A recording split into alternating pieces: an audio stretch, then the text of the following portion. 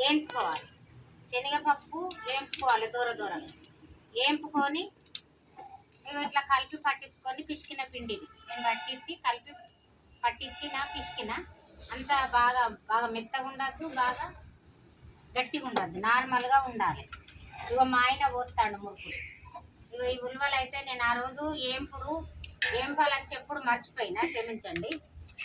ఇగో ఈ కందిపప్పు, ఇక ఉల్వలు మీరు 3 కిలోల బియ్యానికి ఒక 1/4 కిలో తీసుకోవాలి.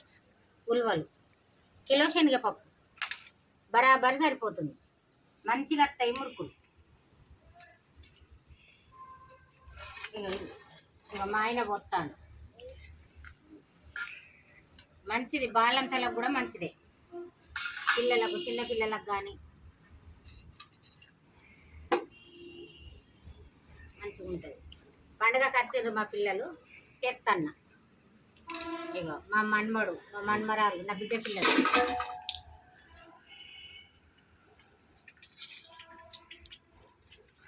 చిన్నయ్య ఇగో తింటుండు. అదా మరేం కావాలి? అదా మంచిగా మీరు చేసుకోండి, మంచిగా రుచి ఉంటాయి. సబ్స్క్రైబ్ చేయండి మీరు, మర్చిపోకండి ఫ్రెండ్స్. థ్యాంక్స్.